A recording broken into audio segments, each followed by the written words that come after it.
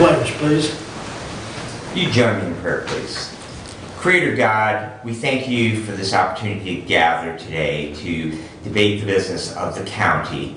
We ask for your guidance in our discussions.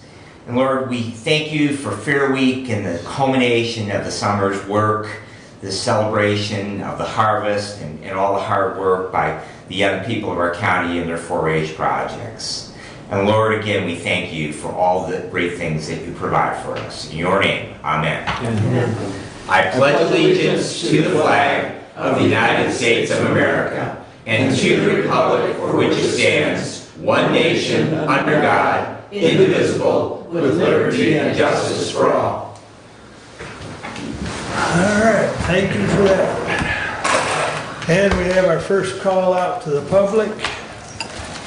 And I will read our rule very quickly. A member of the public may address the board after receiving recognition from the chairperson and giving his or her name. Public comment shall be limited to a period set aside at each meeting for such purpose,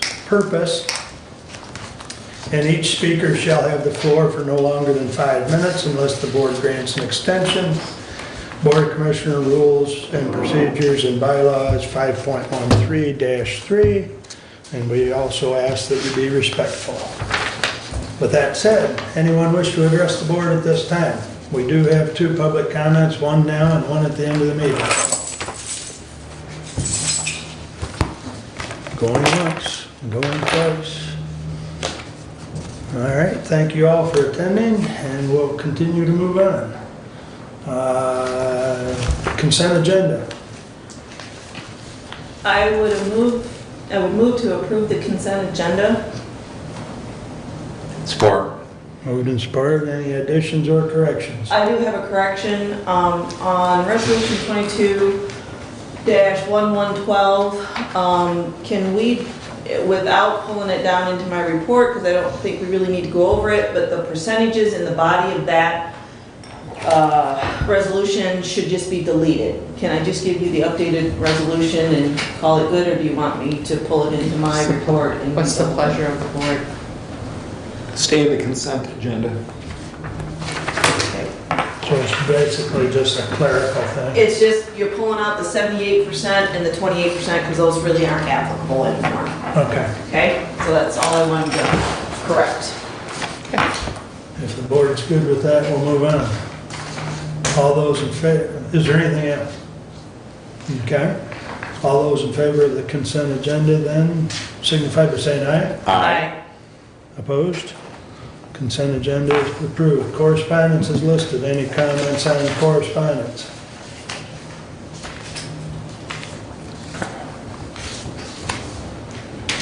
The only comment, Mr. Chair, I would make is that you may have noted the inclusion of REU's financials in looking at the ambulance contracts. It actually is a stipulation that the most recent set of audit reports be submitted as part for all of our ambulance agencies. So with the next quarterly report, I will be asking to get, so because those are all units of government, and so they have now pretty much concluded that for the year, and so consequently I'll be asking those, so we should be seeing more of those. Okay. Mr. Chair, if I may, I just want to explain the last thing on the correspondence. That's my new report for the foreclosure sales. Okay. So that you're aware that's what you're going to get, and it's due by September 30th. And the state also gets a copy of that, and that was for the 2020 sale.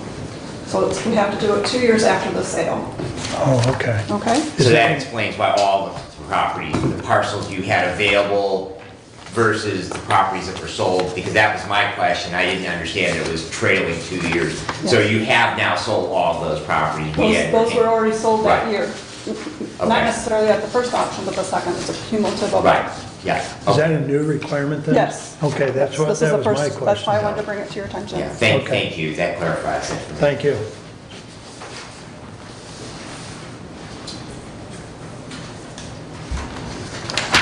The medical examiner, and we've had to reschedule that, and I'll get the new Okay. date to you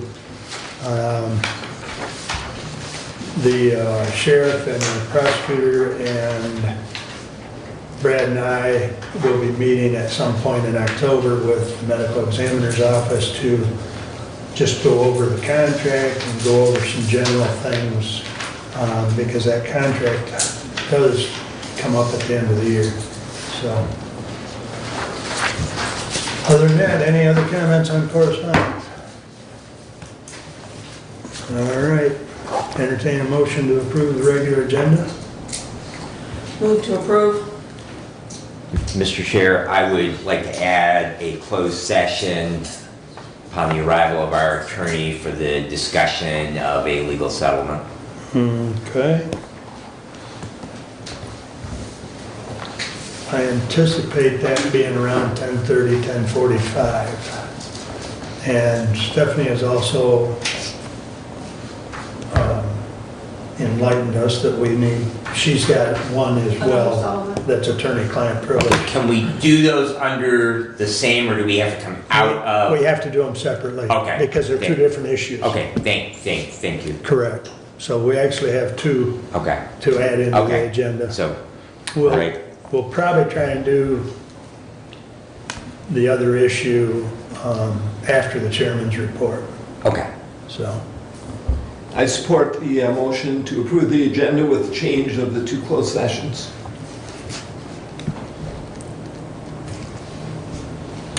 Okay, where we at? We got motion and support? Yeah, we got motion support, we're adding a closed session when the attorney gets here, and then another one after the chairperson's report. Okay. Any other changes? All those in favor of the regular agenda as amended signify by saying aye. Aye. Opposed? Regular agenda is approved. That brings us up to our first standing order. Mr. Lord and attorney. Yeah, good morning. I have Kyle Mayer with me today. He's from Fahey Schultz Burks Rhodes law firm, and I'm not going to say much. I'm going to let Kyle explain it, but we're going to talk about the acquisition of property and easements on Lake Land. So I'll turn it over to Kyle. Thank you. Good morning again, Kyle. Good morning. Perfect. Thank you, Matt. As you know, or as you may know, Hillsdale County has various lake level orders, which essentially make the county, by its delegated authority, Matt, the drain commissioner, responsible for maintaining lake levels pursuant to elevations in various court orders. This is under a statute called Part 307 of Michigan's Natural Resources and Environmental Protection Act. Somewhat of an obscure statute, although it did, there's a little bit more attention to it after the Midland Dam failures, because those were Part 307 lake levels. An order of the Hillsdale County Circuit Court in 1975 set the elevations for Lake Leanne, specifically for North Lake Leanne and South Lake Leanne, maintained by the 2 dams up there. There's a summer and a winter level for both lakes. 2 dams more or less hold back or maintain those lake levels, or they maintain the elevations of the lake at a certain level under normal conditions. So, if there's more rain, the level may go up. If there's less rain, it may go down. If it's dry, it's not a perfect system, because it's not a bathtub. You can't turn on the water when you want to, but that's essentially how it works.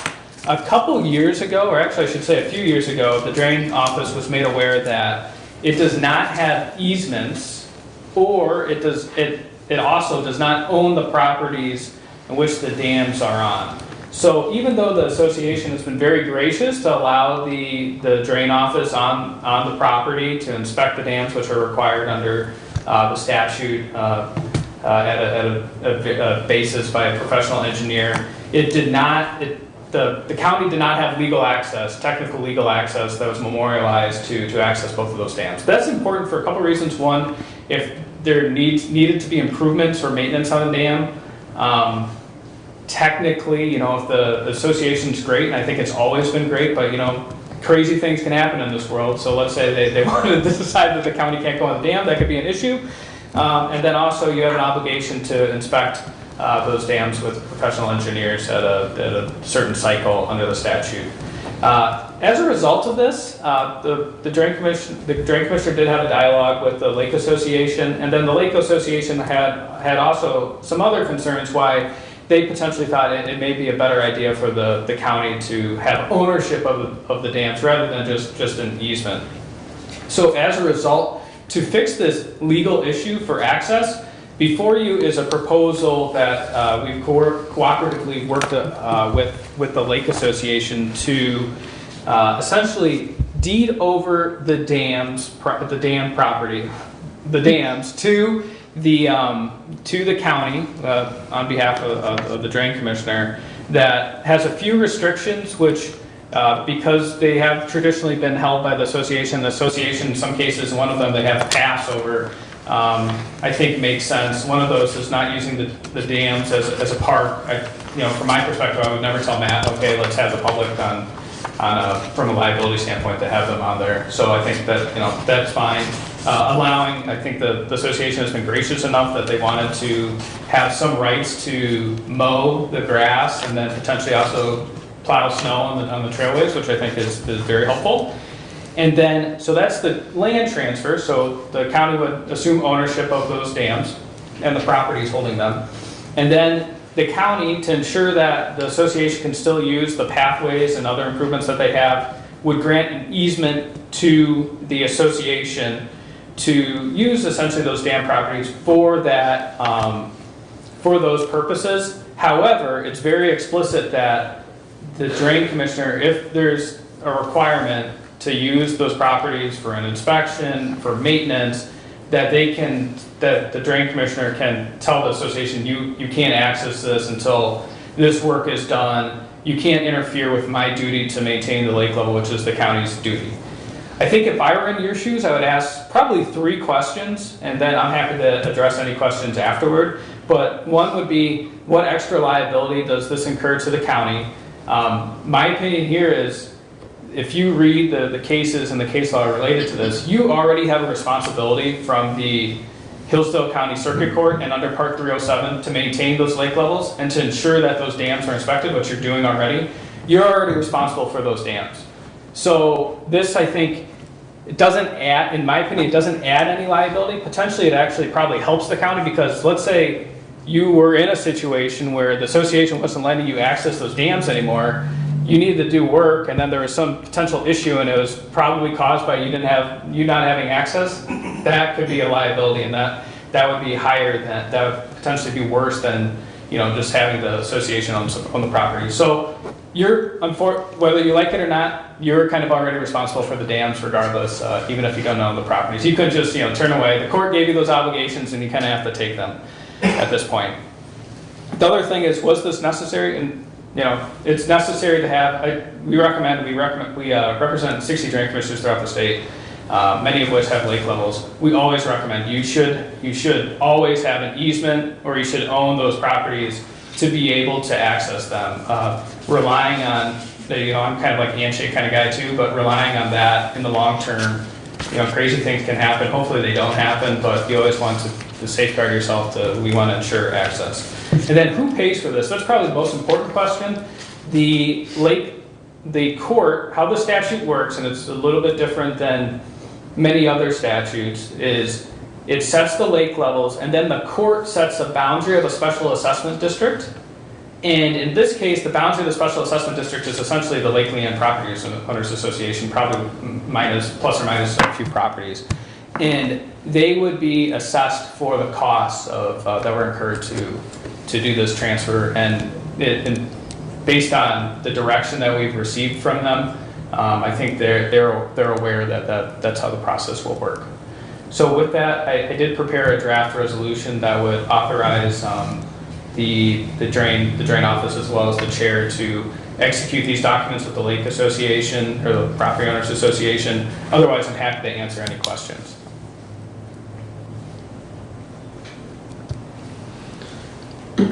Yes. Go ahead, Doug. So the dam itself on the drawing is the shaded area? Yes, that would be the easement area, yeah. Where's the easement, where's the dam itself? The dotted line? Let me try to find it. If you go to Like it'll say Lake Leanne North description, go to the quitclaim deed. Yeah. These dams are more, and I'm not an engineer, so forgive me, but they're like earthen berms. So when you look at this, we consulted with Spicer Engineering to ensure this is the areas necessary to perform maintenance on the dam. They mostly encompass the whole dam, which is an earthen berm, but I think it may have a little bit extra, just to ensure that, if there needs to be work, that they can do work on it, on both of them. And a question not related to the easement, what is the condition of the dam? Good. They're both good. And we are up for inspection this year again. It's a 3-year cycle. So those inspections are being performed this year. And that's part of your report every year, Matt, right? Those dam inspections? Well, every 3 years. Right, Yeah. but when you do those, they're in part of your annual drain report. Yeah, and I can make sure to touch note on that this year, as long as he's done inspecting them all. Right. But So my question is because I recall when Matt's predecessor, we did a Bobby's lake level, because the lake level had been set, that was probably back in the 70s as well, but they'd never set a lake level assessment district Yeah. to maintain it, because the lake association, they always maintained the dam, and basically it was like you say, we had a general person's agreement, they just go around past the hat, and we need $800 to go buy some new boards and a little concrete, and so that's how they would maintain it. So we created a district, but thinking about the Edenville Dam, if there were a claim, a failure and a claim, I know the county would have some liability because of that we own the dam, but does then the people within the district, are they also liable for damages? In some way, yes. So what would happen? So the first thing you have to consider is, the amount of water that's being held back between the Edenville Dam and these is, significantly different, to be honest. Right, because But- the flowing river versus just an impoundment. Yeah, but going off of that, then the second, factor when you think of liability is there is a statute, essentially the governmental immunity statute, that exempts the county from most negligence claims unless they're grossly negligent, which is a very high standard to meet. And if Matt's performing those dam inspection reports, and I know he takes those very seriously, and when they recommend improvements, those improvements happen, that's another thing to think about from liability. But let's say we get to the point where, there was something that happened, those two things aren't bailing you out, potentially the county's insurance doesn't bail you out, then the county could be liable, but it could assess the cost of any liability onto the district. So the district is kind of like a second insurance policy. So that was my Yes. very broad understanding, so thank you for clarifying. Yes, and a very interesting point is after the Edenville Dam failure, the legislature changed the amount you can spread assessments from, I believe it was 10 years to 40 years.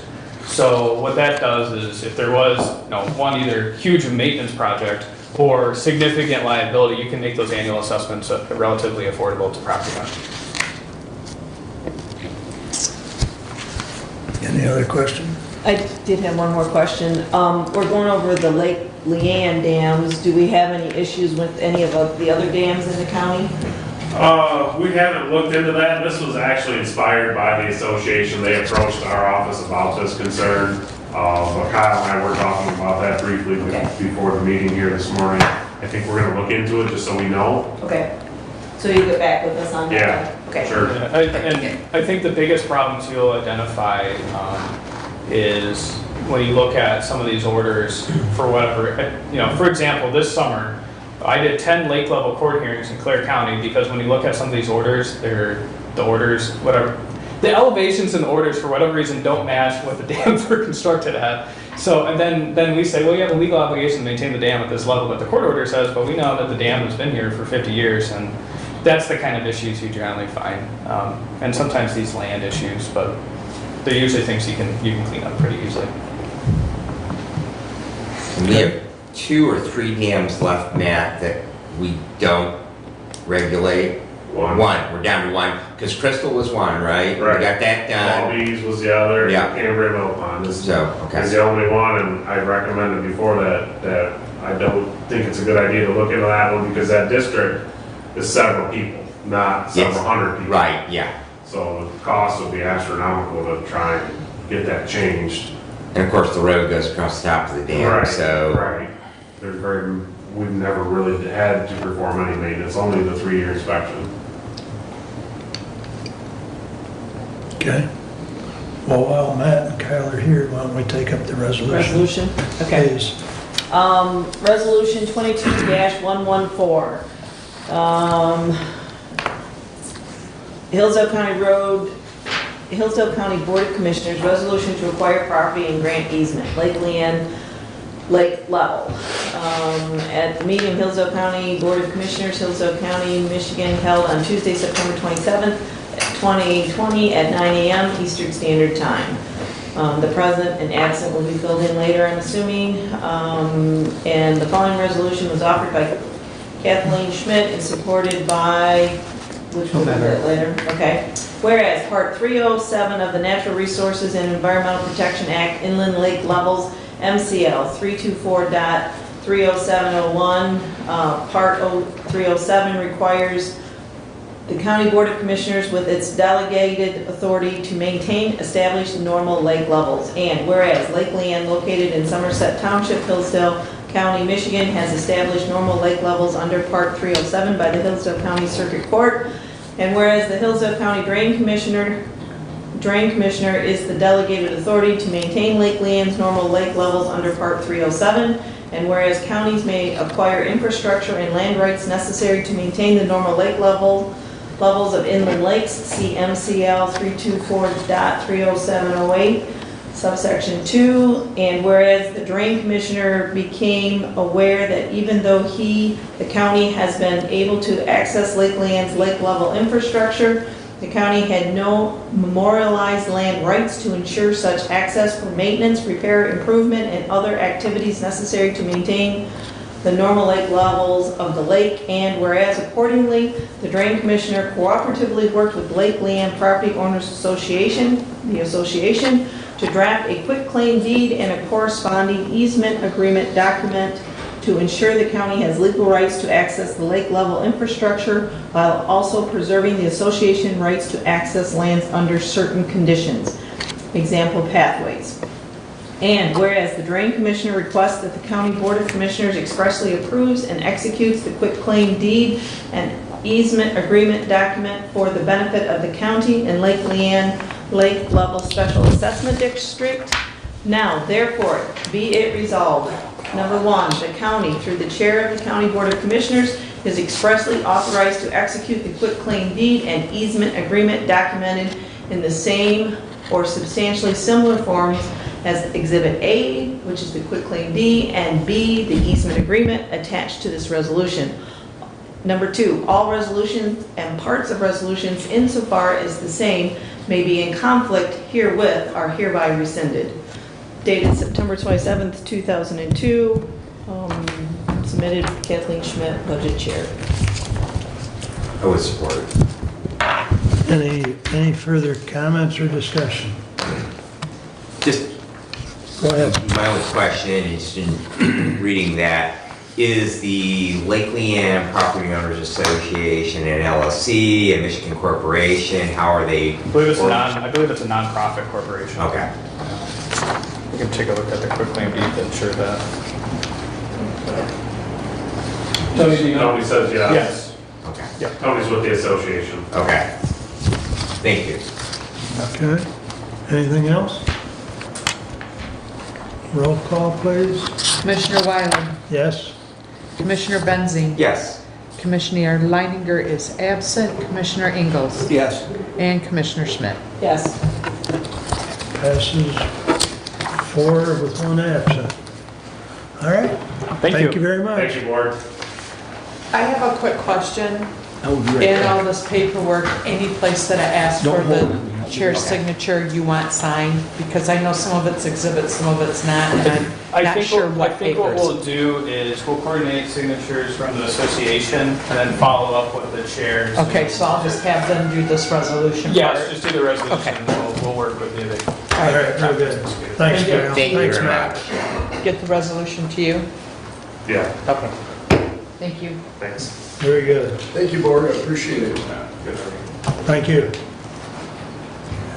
All right. That brings us to committee reports. And Brad, you're first up today. Alrighty. Did attend the Prevention Works meeting via Zoom on the 8th. They are utilizing the balance of their PA $2 and also they received some opioid settlement money. They are doing a social media buy. It's really interesting how that you can target advertising programs to specific areas. And so we will basically, it is a harm reduction. There's a company out of the Detroit area that has done this in other markets. And so we're going to be purchasing that. We also, previously we purchased protective gloves. They're basically puncture-resistant gloves for our deputies. And also some eye protection when they might be handling potentially dangerous substances.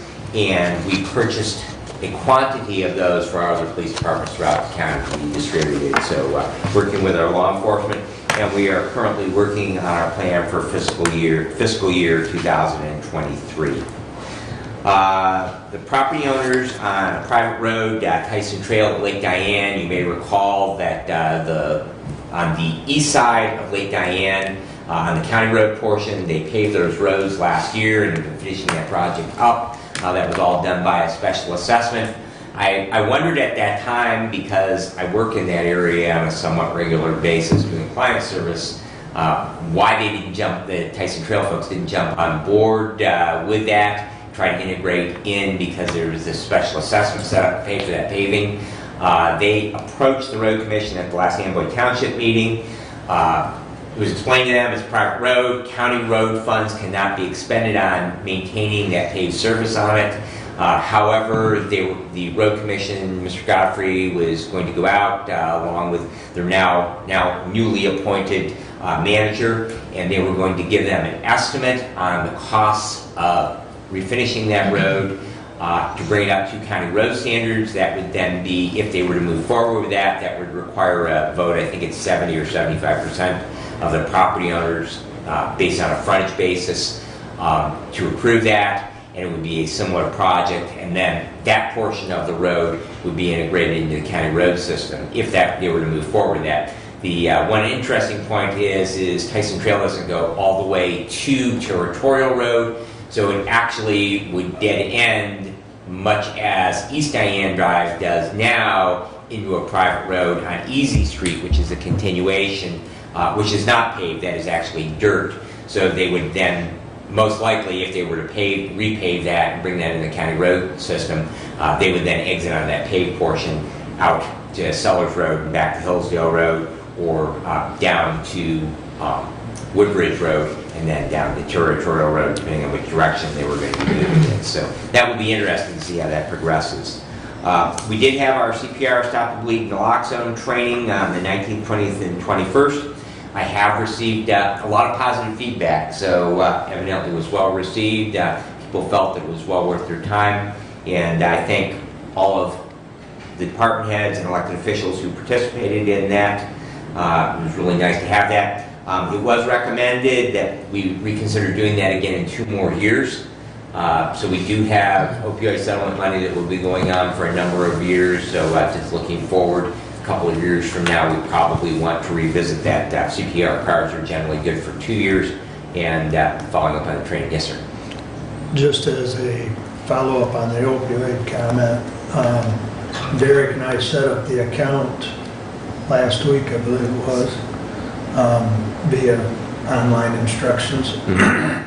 And according to the latest email, now they're saying that we should have some money deposited around October 27th. So, So we're getting one of our, because we're due 2 payments, correct? well, we were supposed to get 2 payments back in April and June. Right. To my knowledge, we haven't seen anything, correct, Terry?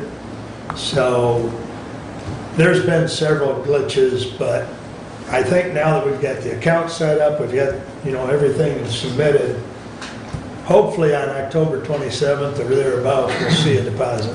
So, and when we get that deposit number, Derek and I will let the board know how much we got. Okay. But that's supposed to be a 17-year payout. Right. So, anyways, please continue. All right, thank you. We did end the CAA Community Development Meeting on the 21st, and we have our regular monthly board meeting on this coming Thursday. Our committee meetings, we are still doing those via Zoom because we are technically a private nonprofit corporation. However, we do have in our bylaws that we follow the provisions of the Open Meetings Act. So our committee meetings, we're holding by Zoom. Our board meetings, we actually hold those in person. So that would be in Jackson for our 3-county community action agency. The Emergency Telephone Services Board met on the 21st as well. The 2023 budget request was reviewed. I know that they had their meeting set up, and Thomas was coming in to meet with the budget committee on that. Their major capital project for 2023 is going to be the replacement of our computer-aided dispatch server. That is my understanding that we are seeing some components of that server are beginning to fail. Technology is always, you're chasing it, you're never ahead of it. And so they will need to replace that server. As part of the discussion on that was, did we have to maintain a physical server? Could we possibly go to cloud-based computing with that? And so we are looking into that. IT has actually been pursuing some cloud-based solutions. And so we are looking into that. Right now, the prelims on that is much more expensive to cloud-base it than it is to have the physical server. So that would be interesting to see how that progresses. We also did get an estimate on the replacement for the Camden tower. You may recall as part of the discussion on the 800 megahertz system that we have 2 aging towers. One is the Osseo Tower, the other is the Camden Tower. Those are legacy towers that we inherited from Frontier Communications. They used to use those back in the radio telephone days before cell phones, when people had radio telephones if they wanted a mobile phone of some form. So the cost to do that tower is $763,606. Of course, that is an estimate. We also did some projections, and I know the board did receive an email on that, but just for those watching on the YouTube today, if we were to take our current surcharge, which is currently at $2, I believe $2.60 per device that can access 911, the statutory maximum, and the voters have authorized up to $3. If we were to raise that, and we can't do that until July of next year, we do that once a year, but if we were to raise that up to the maximum allowable under the law, we would raise an additional $152,000 a year. So if you divide 152 into 763, it would take us about 5 years to, and that would not allow us then any further increases. So if we had other capital equipment expenses out there at 911, so I don't know that it's something that we want to do to max out and buy that, but it just brings back right on the point of what our budgeting subcommittee of our 800 megahertz committee came back with, that we do not have the funds within our current 911 system to fund an 800 megahertz, and we actually are going to struggle to maintain the system that we have right now at some point in the future. So we will continue to look at that. I did have an opportunity yesterday to visit with Representative Fink. He did mention that in the coming weeks they will be looking at some supplemental funding bills. He did not feel that the 800 megahertz proposal, I know Commissioner Schmidt and Commissioner Leininger have had discussions with his office on that. He did not feel that there would be anything, and very honestly, he said that there is a faction in Lansing that is looking at just banking that money and putting it into a rainy day fund, rather than actually appropriating it. As we have discovered here in the county with our ARP funds, that there's a whole lot of requests for a finite amount of money. So that is always subject to negotiation. But he was not particularly optimistic that we would see any movement towards funding it. So we will continue to look for funding either to maintain the system that we have right now or to move forward at some point in the future with an 800 system. The County Fire Association meeting is now scheduled for Sunday, October the 16th. In my report last month, I did have that they were going to hold that. Evidently, in discussion with the fire chiefs, that a Sunday evening is actually better for them than a weeknight evening, and so consequently they will be moving to the third Sunday of the month, but that will be on a quarterly basis. So it will be on October the 16th, and I will have a report from that after that time. I did have the opportunity to attend the Digital Government Summit on September the 22nd in Lansing. Breakout sessions focused on cybersecurity, constituent services in the digital age, and our workforce in the digital age. We had a number of people who began working from home during the COVID times. That is becoming more and more a norm in the workforce. I actually had an interesting discussion outside of that format about office space in metropolitan areas and how a lot of, as those leases come up on a lot of those buildings in major cities, a lot of corporations probably are not going to be renewing leases for a lot of office space. So interesting as we move forward. It was the first time they've met face-to-face since 2019. It was nice to be back in the format. I've attended a few times in the past when I previously served as a commissioner.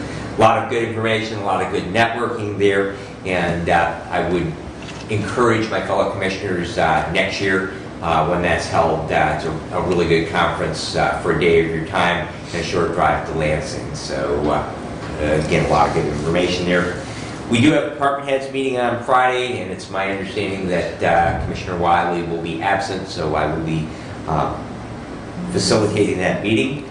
And that concludes my report, unless you have questions for me. Go ahead. I do have a question regarding the cloud-based server. I know that our IT department has taken a position that they really do not want to go in a direction of a cloud-based system due to security reasons, which are very real, that David in particular is dealing with on a daily basis. And while I realize that Scott is looking into it, there is great concern on the security aspect on that cloud-based system. And so I would be eager to hear the report once they do their study, their internal study. I guess my only comment would be is I did go to the CPR step to bleed and the Naloxone training. I thought it was very cool. Learned lots of good stuff. Decided I'm going to buy tourniquets for my children for Christmas. So that way they all are going to have a real tourniquet. So, but the only question I would have is based on the training that was done. The next time around, is it something we can do in county through the REU? Because I know we had some of that conversation and we didn't go that way this time. So I guess, again, next time, just look into that. Right. So, and just to follow up on that, REU was unable to provide all three components. That was actually the reason why it took so long, was to find a provider that could do all three components. They did not have the trainers for Stop the Bleed. They did not have trainers outside, although all of us in EMS, we do naloxone training. They did not have anyone in-house who had any, and it's a really easy cert to get. It's a less than an hour online certification to get that. Same thing with Stop the Bleed. Right. So, but they did not have the personnel in-house. Correct. And so that is why, so hopefully we can move forward with that, just as we have a number of people within the county. Health department offered to do CPR for us. They have trainers, but again, they did not have the components. So that is a great comment. And so hopefully in 2 years' time that we can have the resources to be able to do that in-house. Right. So, and I appreciate your embracing the idea of carrying tourniquets. I can tell you that is something that I carry on my person every day when I walk out the door of the house. And then I also have in basically every medical bag I have multiple ones. So that's probably one of the, beyond CPR, we as just individuals, you can bleed out in a very, very short period of time. And getting a tourniquet on, having those readily available and getting them on is a really, really important thing in saving lives. So thank you very much for embracing that. For anyone that wears a belt, you've got a tourniquet right there. Not really. It's not as efficient, but in the lack of, So, Correct. it's I- a substitute. so, Those compression bandages. yes. Are they going to be part of our kit? They are part of the kit. So the kits that we have, they actually, North American Rescue, who's actually one of the leading suppliers in the industry, that's where we purchased those from. And they are the owner of the combat application tourniquet. So they all of our kits have cats in them. They have compression bandages, so sometimes they're Israelis. There are several other manufacturers that make those, but yes, that is a component. Sterile gauze for wound packing is included in them as well. We did not purchase a hemostatic agent, so a quick clot type agent. There actually are a number, when we've talked about that at the medical control level, there are a number of peer-reviewed studies out there that just plain sterile gauze is equally effective as clotting agents and significantly less expensive. Clotting agents are about $30 per use. Sterile folded gauze is about $2 to $3. And so that the kits that we purchased do not have the clotting agent in it, and that does have an expiration date on it. So that $30 additional for that clotting agent, it has to be replenished every 5 years or so. It's significantly more budget friendly if it's a $3 component rather than a $30. Yeah. Well, those bandages were, excuse me, a great improvement over what I have seen previously. So, Yep. Derek, did you have a comment? Could I make a comment about the CPR? Please. So I agree with Commissioner Schmidt. I thought it was really cool and very much worth it. The only, I guess, kind of complaint I had is I was under the impression that I would get a certification for CPR at that class, and there was no certification for CPR or for the stop the bleed or for the Narcan. And you know, some of us in the county have afterwards stuff where we have to be CPR certified. And I actually gave up a free CPR certification class because my card expires this year. Because I was told I had to do this one because it had those extra components of stop the bleed. And so now I have to go out and find my own CPR class and pay for it myself because I missed the one that I did. And then additionally, I guess my follow-up question would be, if it was mandatory that all employees went to that, is anyone tracking that? And what happens if you missed it? Is there a makeup one? Just kind of curious on that. New employees as well. Right, and that, those are great feedback, thank you. I was not aware that we were not providing any form of certification on that. I will have a discussion with the provider and see if we can provide some form of a card. Because as a general rule, it really does not matter. I mean, AHA, American Heart Association, is the standard. But there is generally, as long as you have from a certifying entity, a CPR card, generally those are acceptable. So I will find out about that for you. And we will see, Derek, that you get taken care of on that. As far as the new employees, Stephanie, that's also actually that's something that we probably need to add to our onboarding.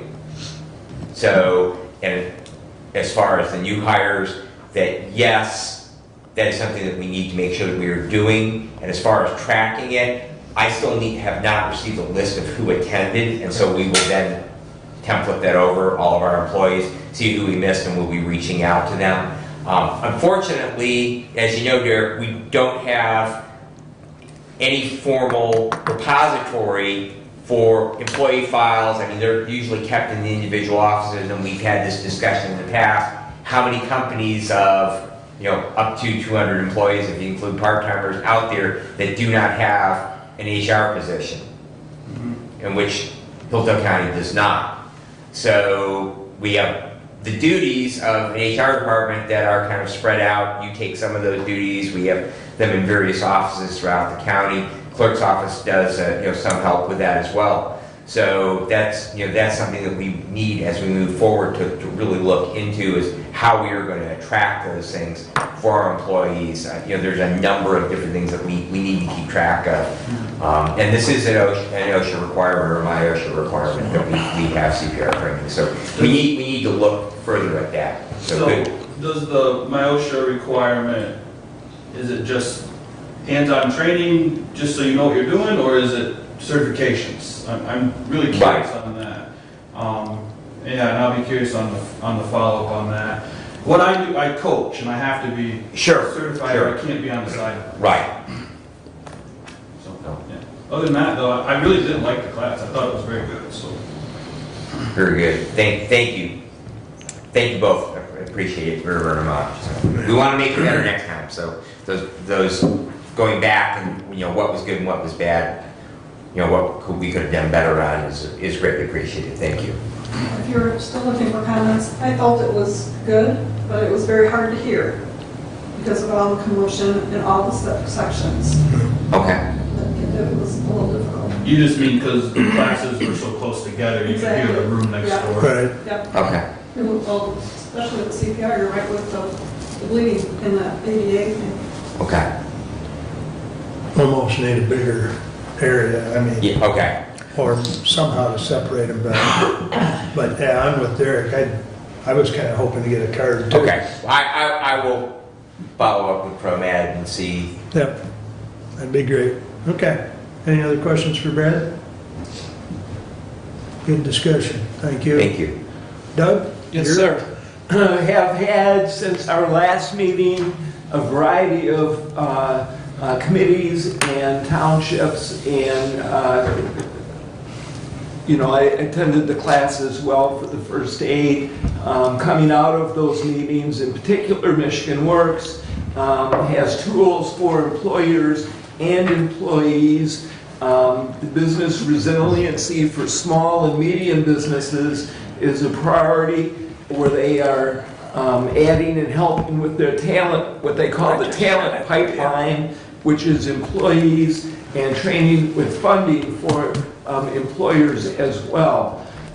They have terrific programs going pro. They have Career Quest for students so that they can learn about careers of today and tomorrow. The Michigan Works meeting last 2 weeks ago was very well attended. It was a consortium and the advisory committee, so it was very interesting, and probably 30 people in attendance with that meeting, chaired by the Consumers Energy people, so it was really informational. I've had Parks and Road Committee meetings.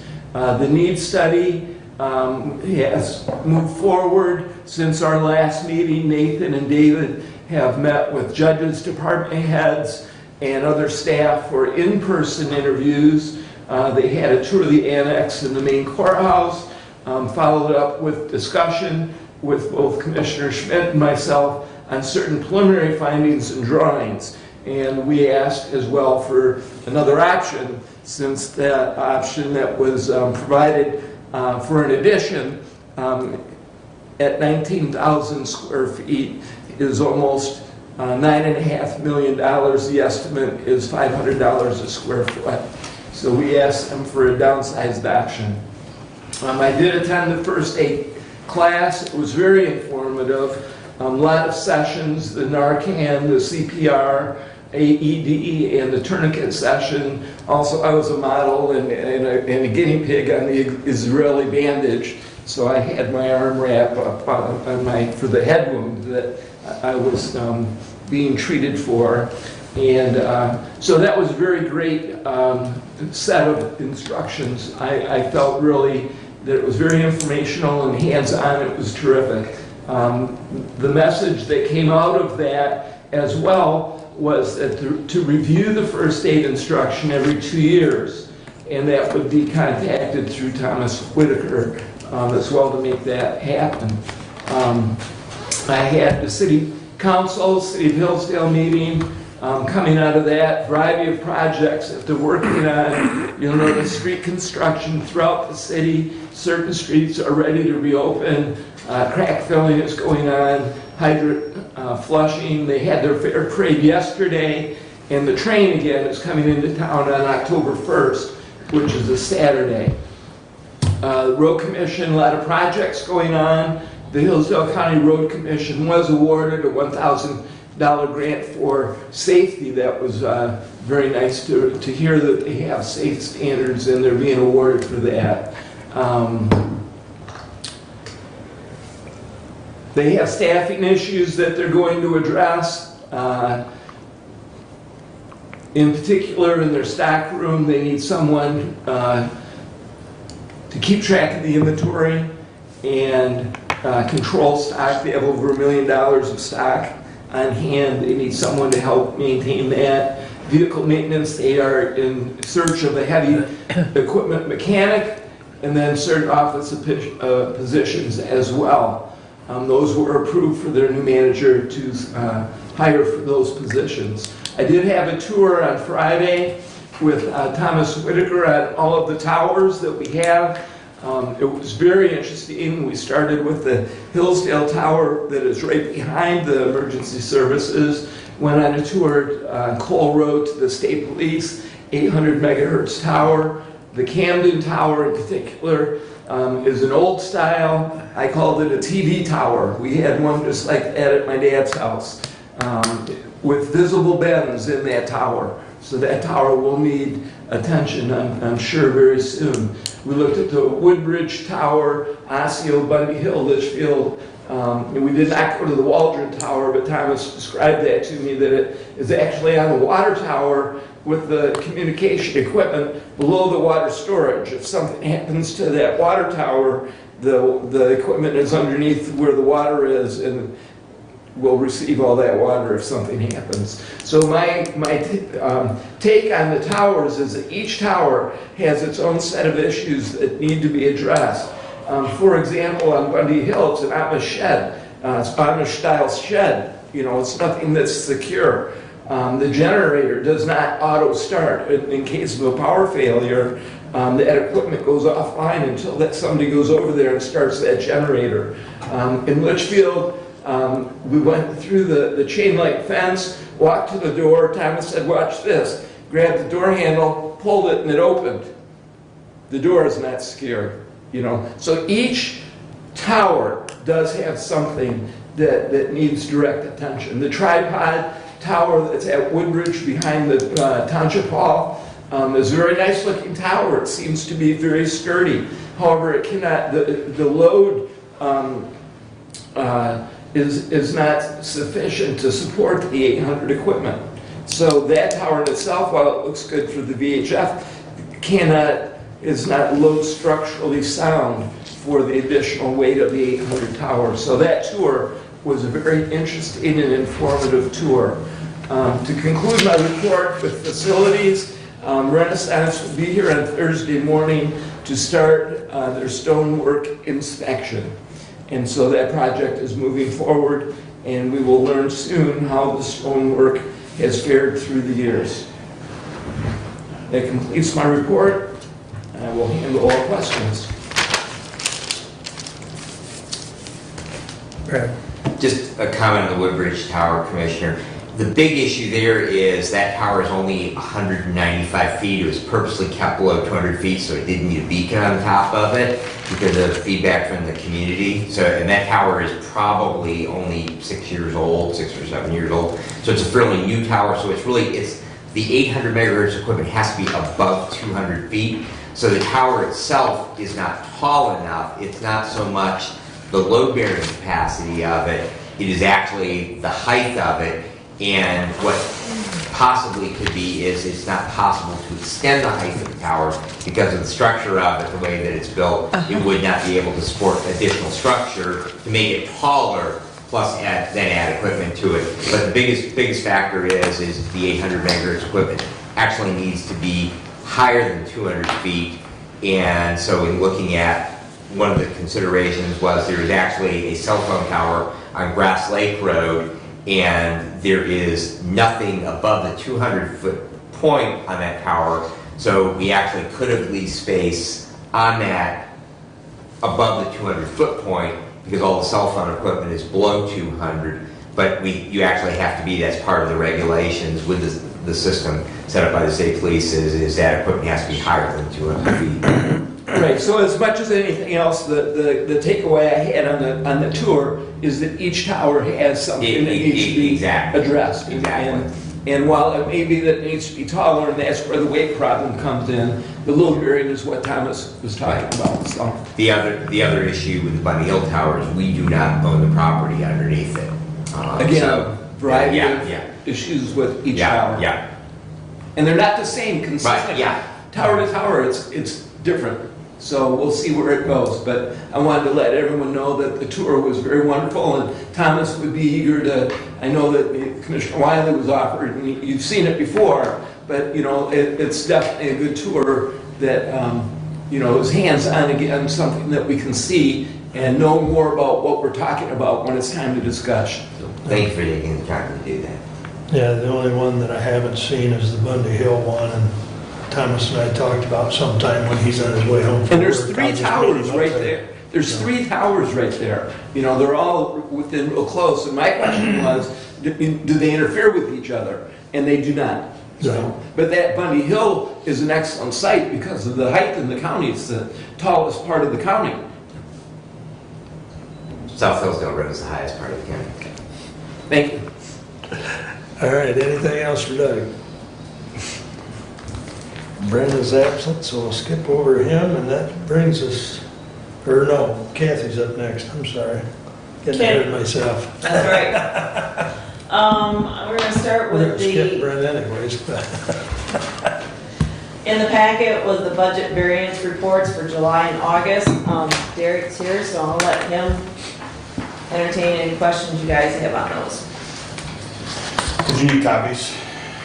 No. sure, if you print a Yeah, I thing, that'd be couldn't great. really read the one in the packet real well. Thank you. Very good. Thank Full you. eyes. Thanks. Just get stronger. They went like glasses. this. They went like this too. So That's the true. orientation was not. That's true. All right, I'm just gonna go down August report, and touch on the ones that are currently tracking over 66.67% of their used budget.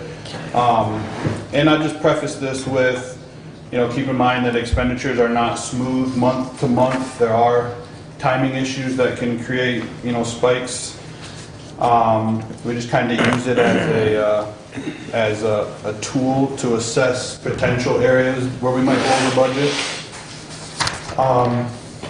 Then the first one is actually the Board of Commissioners budget, which I suspect that one actually will go over budget by a small amount. Our legal fees are tracking a little bit over budget, and everything else in the Board of Commissioners budget is you know, pretty fixed. There's not a lot of room there, so I would expect that to be 5 or 6K over budget this year.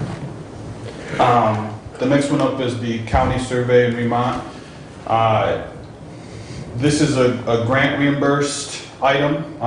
The reason that's significant is that any expense that we show will also have offsetting revenue in our general fund for that.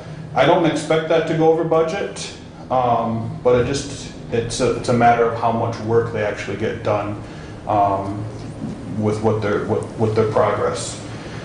Next is Michigan State Cooperative Extension's office.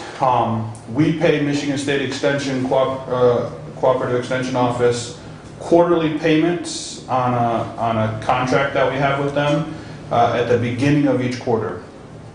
So through August, we've already paid them 3 out of 4 quarterly payments. You can see they're barely tracking over budget, but it just has to do with the timing on that. I don't expect them to be over budget. Next is elections.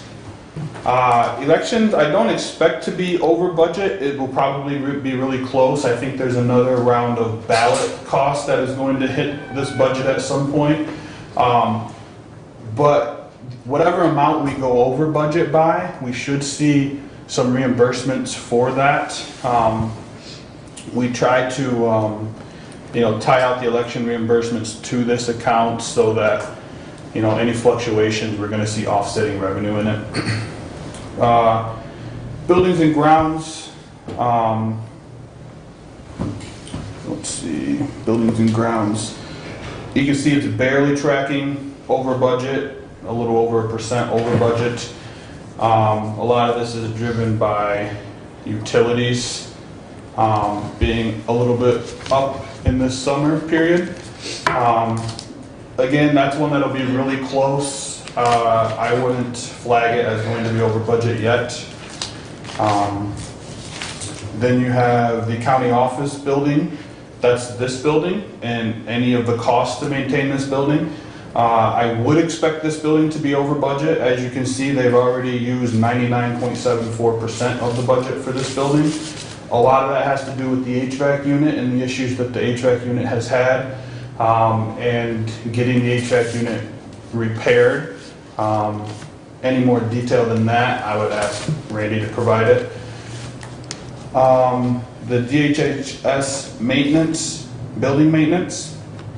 Again, it's tracking slightly over budget, but this is another one that is fully reimbursed. So any cost that we have on the DHHS building maintenance is reimbursed by DHHS. I'm actually going through the POP process for reimbursement from our 2021 expenses right now. Ideally, that's something that gets done earlier in the year, but we generally don't finalize it until close to the mid-year or in the fall for the prior year. So the reimbursement that we get on these 2022 numbers, we probably won't receive those funds until next summer, next fall time. Where are we at? Senior Center building and MCF building. These are strictly utilities that are fully reimbursed by those entities. We did not used to track those separately in a activity like we do now, but we made a little accounting change. This was the first year that we budgeted for it, so we probably budgeted a little bit light on those things, coupled with the fact that energy rates have gone up this year. So I would expect those to be over budget, but I would expect the revenue to fully offset that. Derek, I don't remember, does DHHS pay their own utilities? DHHS utilities are part of this activity number that you see here, Right. and we get reimbursed for the Okay. cost of those utilities. Okay, thank you. Next you have health insurance. Health insurance is paid a month in advance, so we've paid 9 months through 8. Same thing with dental insurance, so those are tracking, fairly close to what was budgeted. And hop over to the back page. We have, let's see, the Marine Patrol. It's tracking about 1% over budget, but it really won't be because as we approach the winter, there won't be any more Marine Patrol costs at all. And again, this is a grant that is 100% reimbursed. And then the jail is tracking a little bit high. And that's kind of a misrepresentation because we've had some issues. I believe I talked about it last time I was here with the Michigan gas billing, specifically on the jail building. And we do have a credit with Michigan Gas where, we probably won't even use up the credit throughout the rest of the year. It'll probably linger over into next year. So when you factor that in, the jail is tracking about right on the budget. And then the last one is the veterans burial, which, those just, whenever those come up. Usually 10 grand has been enough. there's been times where I've seen it at more like 16 grand. So there's a risk there, but for the most part, I wouldn't expect that to be too much over budget. Any questions? Any questions on any of the ones I didn't touch on?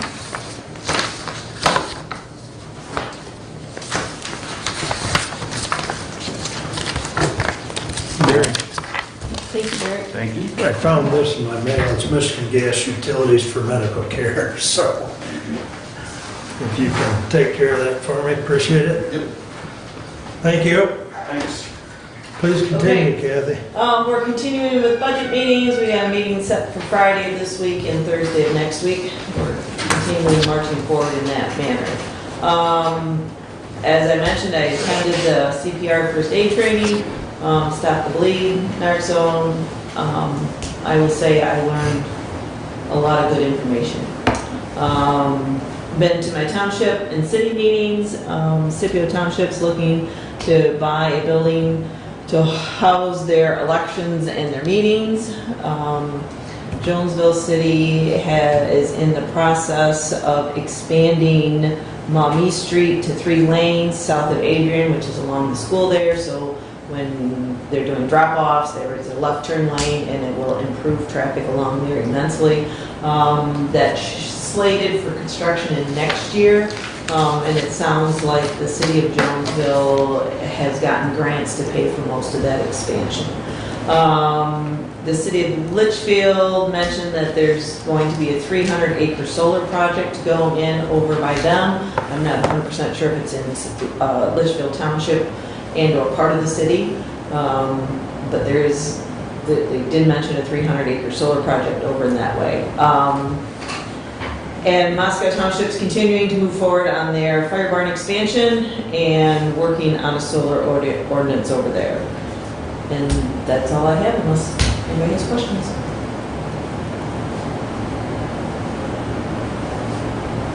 Okay. No questions? All right. Excuse me. Skip over Brent.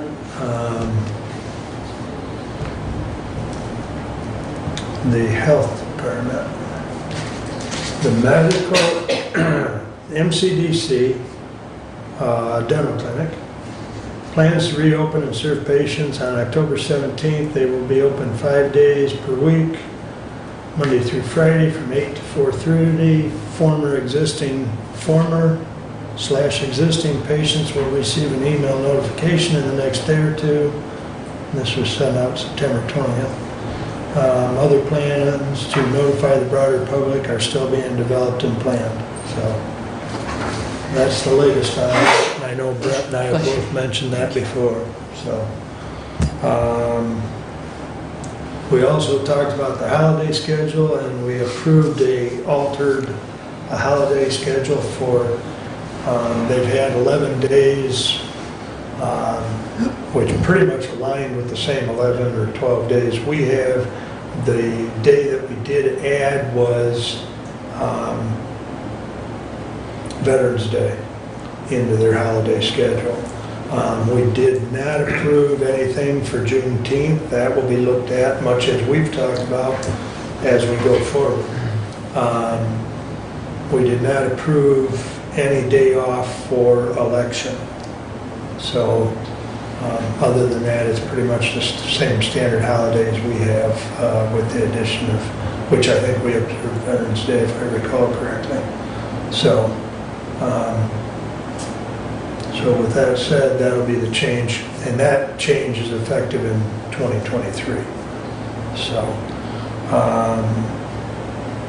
the Ohio, Michigan, Indiana Council of Government was scheduled to meet on 10/6. We have pushed that back to 10/31. So there will be a meeting reminder on that that I will send out, as well as get in the next packet. I have had correspondence with Ashley Ward from Ohio EPA. They received over 100 comments and or emails after that hearing that was held And by their rules, they need to look at each one of those, they need to respond to each one of those, and if any one of them need research, they have to research it to verify the information. She said with all that information that they feel they need to look at or research, that it will be 4 weeks before EPA has any sort of announcement, as well as she said there may actually be another public hearing. So we're looking at 4 weeks out, and that was part of the reason we rescheduled the OMI meeting as well. I did look, the medical examiner meeting is 10/6, and I think that was the last date that I talked to you about.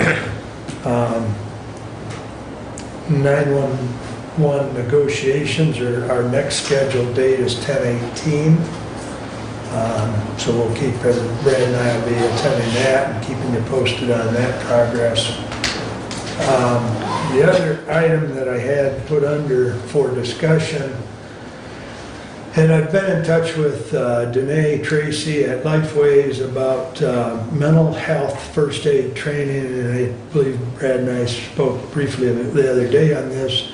There are some full day training sessions coming forward where we could send employees, and they will be held from 8:30 to 5 in the boardroom at Lifeways here in Hillsdale. So that would be an option. There's there's 2 dates yet in 22 for those full day sessions, and then there is, looks like 8 or 10 in 2023.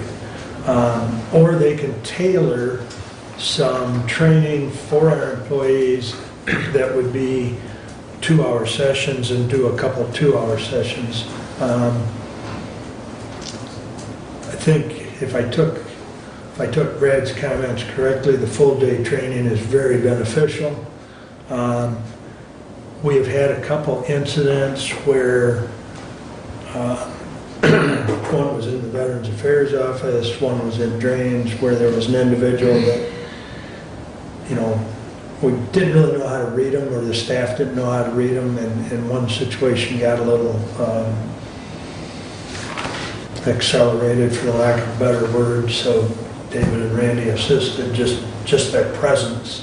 There was no, and it de-escalated it, but I think it would benefit, and I guess I'm looking for guidance from the board if I want to further pursue this as far as training and getting it set up. Who are you thinking for the training? For our employees. All employees, similar to the first aid training, there's,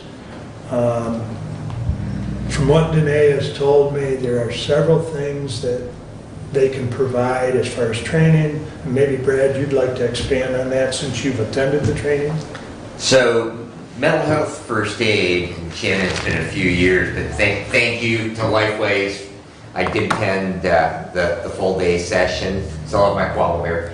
So, really great training, and I've found since then many places where I can find an application for it, and much like when we have medical emergencies that present themselves, there are instances where an individual that we might interact with in passing, they might be a coworker, they might be someone that our kids are on a sports team together, that they are having the fulmination of something that is going on in their life, and it provides tools to be able to deal with that crisis. Not as a mental health professional, but perhaps to give them a little bit of a soft landing and possibly steer them to some professional help. And so, Shannon, hopefully I did a good way to kind of sum that up. But it really is a good tool, and I fully understand where Commissioner Wiley is coming from, that we have a wide spectrum of people that come into our buildings that all of our employees interact with, and I think that it's a great idea that and my only counterpoint to that is we've already asked our department heads to give up half a day of our employees.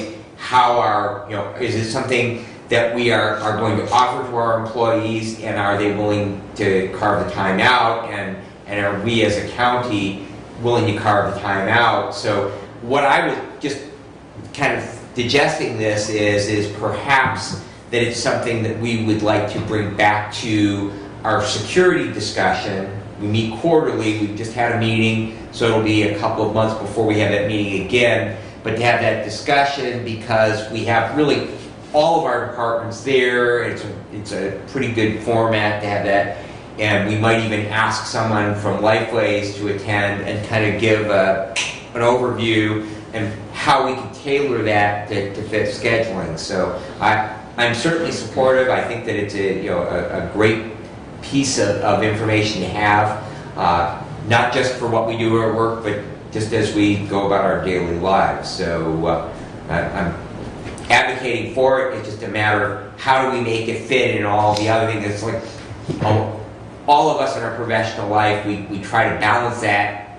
The things that we need to do, things we'd like to do, how do we fit it into our scheduling and not be overburdening on our departments as far as picking our employees out of there for a period of time. I'm totally open, and that's why I brought it to the board, but I'm totally open to it going to the security committee for discussion, and maybe even Danae could come down and talk to the committee. Sure. I know her and her staff have indicated they could tailor some 2-hour training, and that would probably be helpful. But in the bigger picture, the whole session would be better. It just depends on how far we want to go. Right. And so, but I'm very open as long as we can continue the discussion. So when's the next security meeting?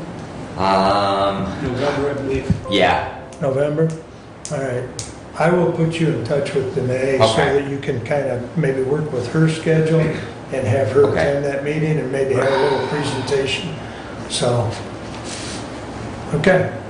That's really what I was looking for, some direction. Okay. Thank you. If the rest of the board's okay with that, Going to that step is fine. okay, appreciate it. That's all I have, unless there's a question or two. Doug? I have a question. I read in today's paper, Hillsdale Daily News, that the Tri-County Health Department is discussing and taking back 2 commissioners, raising the per capita dollar. And I just wondered, my question is, when do we discuss that? We will probably bring that, since Brad's not here, or Brent's not here, we'll probably bring that to you next meeting. Okay. Because it was approved by the health department. All 6 commissioners voted yes to. 5-1 according to the paper. That was a raise for I believe, the director. Yeah. The $5 and... Yeah, the raise was 5-1, I think, I'd have to go back and check my. So in notes any now. case, I In just any wondered, case, when do we discuss that? Yeah, Brent and I will bring that to you next meeting, since all 5 of us will be there at the next meeting. But it's that maintenance of effort that each county provide, and under the public health code, we're supposed to provide, since we're tri-county, the 3 counties should provide about 50% of the support for the health department. We're greatly under that. And so with a 15-cent increase, if I recall correctly, I actually left those notes at home, so I apologize, but I believe that brings us up to $5.30 per capita would be for 2023. And that is reviewed annually.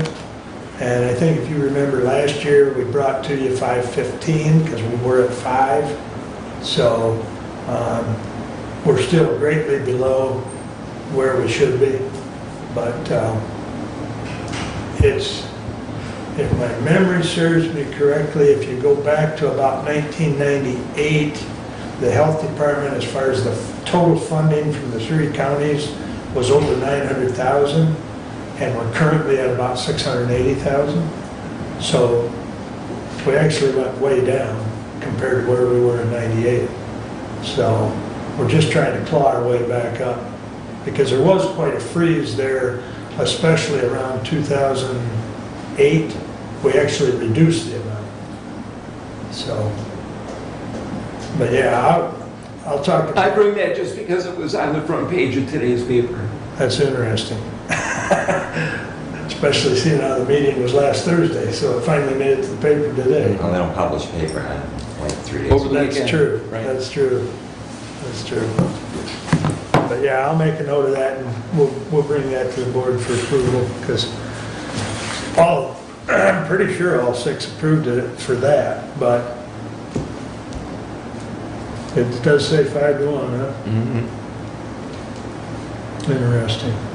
Oh, you know what, you might be right, because I think Tom Matthews voted no on it. Brian, That was on the health directors. At least I'm going on the radio, because there was a story on the radio. Okay. And it was, my understanding of the story was that was in the annual review for Rebecca Burns and increasing her salary based on her review, and I believe that Brent voted against that.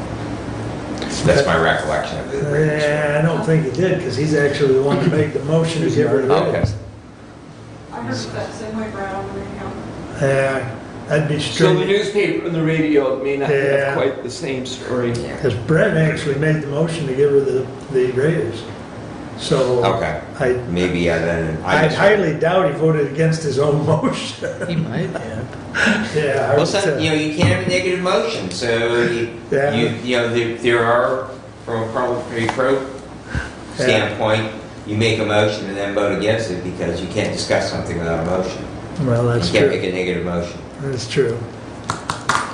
In any event, I'll make sure I bring those notes next time. I actually had them laying there, and anyways, Brett and I'll bring that 15-cent issue. But it's something we review every year, so. But good question, thank you. Anything else? Okay. Yeah, Brett voted against it.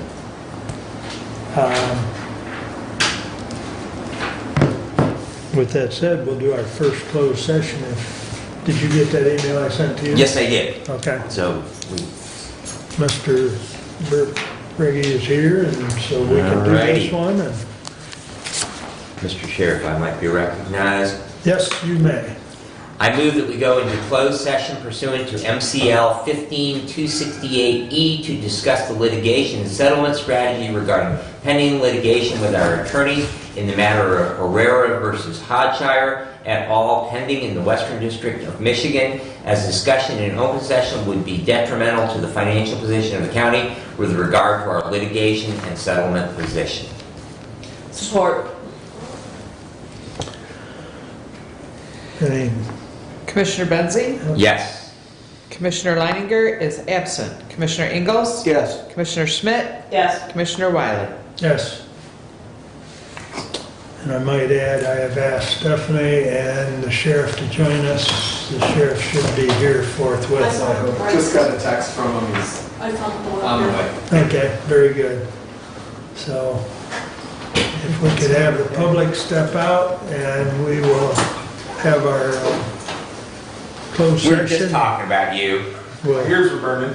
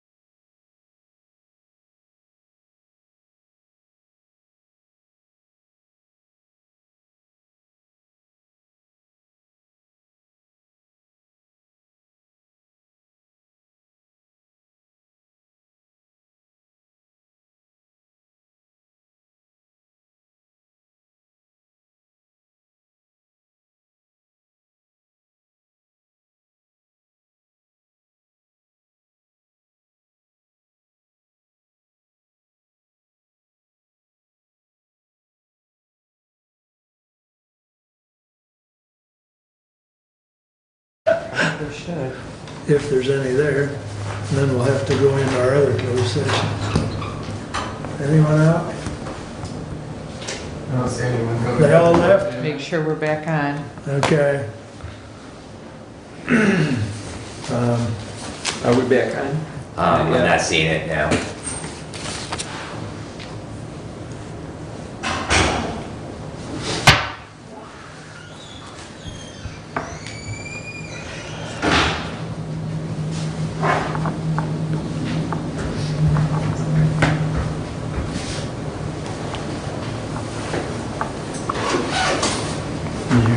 You gonna contact Scott or you want me to?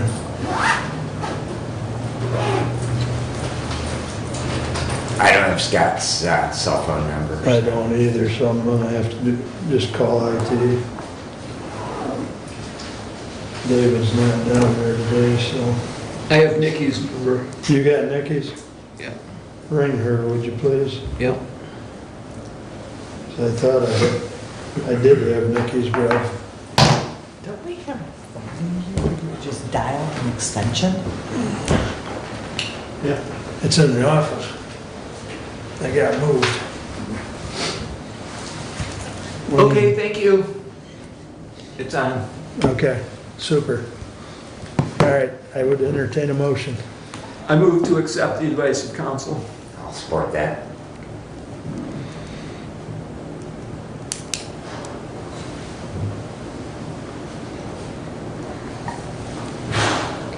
All in favor, signify by saying aye. Aye. Opposed, same sign. Motion carries. Thank you, Andrew. Thank you. Thank you, Sheriff. Thank you. All right. It's a terrible. I would move to go into closed session for attorney-client privilege discussions.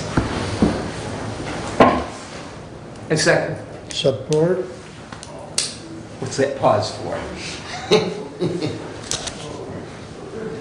Commissioner Leininger is absent. Commissioner Ingalls? Yes. Commissioner Schmidt? Yes. Commissioner Wiley? Yes. Commissioner Benzie? Yes. Now are we off again? I'll go back. Maybe.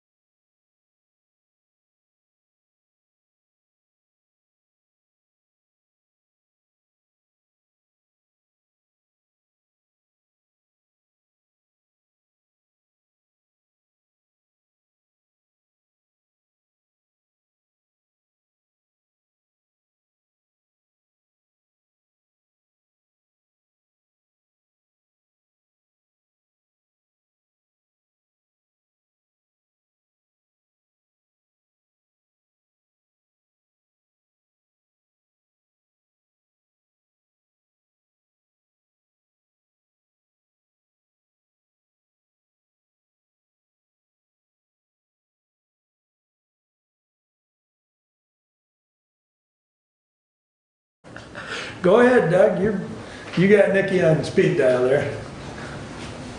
Did any of our public return, Stephanie?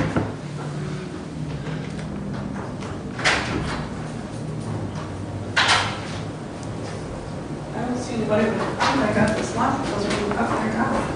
Last time I locked that door, like, I Thank never you, got Nikki, it I appreciate unlocked. your help. Bye. I guess I'll leave, that's probably why they left it open. Yeah, because we Okay. got unlocked. Interesting. Have to put in maintenance work order. Doug? Are we back on? Yes, we're good. Ariel does, it doesn't want to stay. All right, All thank you. right, thank you. All right. All right, Proceed. Mr. Chair, Please. I would move that we accept the attorney's advice in the matter of Anthony Hart v. Hillsdale County et al., U.S. District Court 16-CV 10253. Support. Discussion? All in favor, signify by saying aye. Aye. Opposed, same sign. Motion carried. Thank you. All right. Public comment. Stephanie? Stephanie Kaiser, County Treasurer. So, as I was sitting here, I was thinking, I had some discussion about whether we were going by the union contract still, or what? Because I was told we are honoring the union contract to the end of the year. Are we not? Yes. So how does that pertain to probation? Of a new hire. Probationary employees. A new hire, of a new hire. Do I go by union contract? I believe the union contract says 90 days, correct? Says 640 hours. I don't think we ever resolved that because the personnel handbook says 90 days. And I think Carol's been using. But the personnel handbook also says that in the matter of the contract is superior. Correct. So whatever the contract said, I mean, that's, So we're back to the 640 hours, at least till the end of the year. I wish you guys would be consistent, please, because you guys know I have a bunch of people to hire, and then I get looked like I'm stupid when I tell them something and get told something else. I don't really like that feeling. So union contract is it till the end of the year, is that correct? Yes, ma'am. Thank you. Now, just for your own insight, that group has met, Brad and I are meeting with their representative, so to speak, and they're gonna act on their own. They haven't formally formed a group, but they have had a discussion, and going forward, what they have proposed anyways in the email that Brad and I got, is taking that old SEIU contract and throwing it to the wind and utilizing the new personnel handbook or hand guide, whatever. So, But it's nice to know, people ask you what, that they don't get any pay if there's holidays, so you have to explain that to them. If you're going by that, you have to go by that. If you're going by something else, does it count that or not? right. and Well, I think the one place we have superseded that is when people are eligible for PTO, because we did abbreviate that. I believe the contract says it's a year, mhm, and then we did move that up to 6 months, right? Which is fine, but you gotta know when your probation time is up before you get that. And just to add to that, one of the things we've been talking about in the contract, that because we actually have unions still with the 911 and the supervisors, converting from days or weeks or months to hours. So we're trying to make those in hours now rather than in days, because it's much more definitive. You can look at the employee has been paid for X amount of hours since they have started, not they've been here, and what is 3 months or 6 months. You can actually say it's a finite number when they work this number of hours. So in my situation, this particular person got injured during her probationary time, so she doesn't get paid, so she's not working any hours, so her probation is extended technically to the contract, is the way I see it.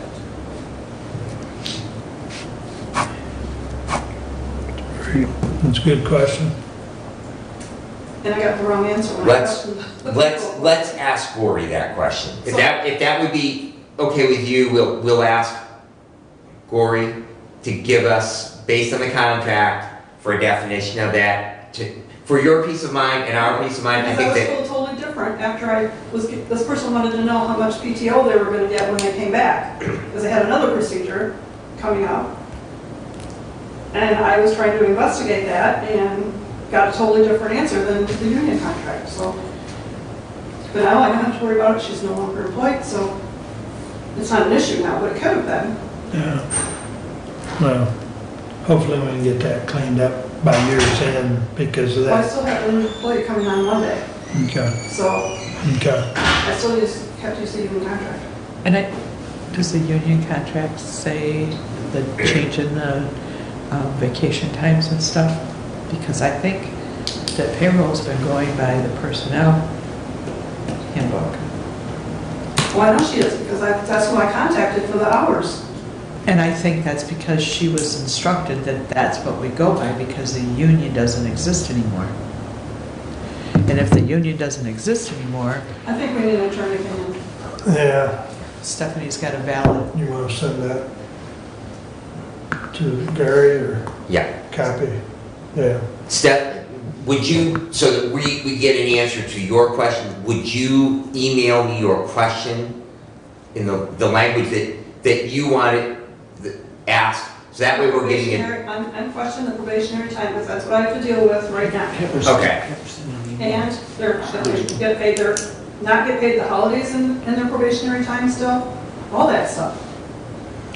So Well, basically, are we going by the handbook, the employee handbook, or are you honoring the union contract because you can't do both? For new hires. Right. right. Well, And, you know, she, to simplify this, Stephanie has had contact with Gary before. Why doesn't she send the email and copy you and I? Does that make sense? I'm fine with that, it's just that she's asking us, I'm so, pretty sure that you do it. right, and that was my only reason for asking Stephanie to email me was so that the question Comes from us. from her, and then I will then ask that question of Gordon. Okay. And my sense is that for accuracy, for you, Stephanie, to send Brad a email. Yeah. I would ask you to do that. And that's the reason why. Is I just want to make sure that we are answering the question that you are asking us, not my interpretation of the question that you are asking. Makes sense. Yep. Okay, good. So if you'll do that, I will go ahead and I'll send that on, Okay. and I'll copy you on when I send that to her. Okay. Cool. And when we get an answer back, we'll share it with the clerk's office. Yes, definitely. So we as a board, I mean, Stephanie's question is for new hires, are we following the employee handbook or the defunct union contract? It applies to all employees under that contract, not just new hires, would it Right, but not? I'm specifically, is the probationary problem. Well, I know for you it's specific. But, I mean, But pay yes. schedules, how are you picking what to pay this employee? Because we don't have a contract, as long as she's got money in her budget, she could pay this employee whatever she wanted. Well, No. Yeah, I mean, No. Well, That's a gross over exaggeration. do We we have precedent Yes. that we are using the same levels in the SEIU schedule, and that's the conversation that's going on. That's, the union is defunct, but I thought the agreement was we were honoring those things until the end of the year, until a new negotiation is set. that's my Okay, point, so again, from the attorneys, I think maybe we do want clarification of, do we honor the contract through the end of the year? The contract language for those, Right. that group of employees, or do we just go by the handbook through the end of the year? And at least then we'd have guidance from the lawyers as to which one legally we're supposed to And follow. regarding the PTO that you guys adopted, I think you were, my understanding of it was the union wasn't going to balk at it because it was for better than the union. Right, So Right. that's still an offer, even though it's not in the contract. Right. As Jody mentioned it, being not in the contract. right. Okay. Well, we'll get that set up. So you may have some additional questions that you add to your question, besides what Stephanie, you'll specifically ask what Stephanie emails you, and then you may I ask. say, let's not muddy the waters, let's ask the question that Stephanie has. We'll get an answer to that, and then if we have other questions, we can do that separately. Well, doesn't Carol need to know whether she's going by the handbook or the contract? Well, that's why, Because yeah. I think Well, again, I she's, have emails that she's going by the handbook. handbook, exactly. Right, and I exactly.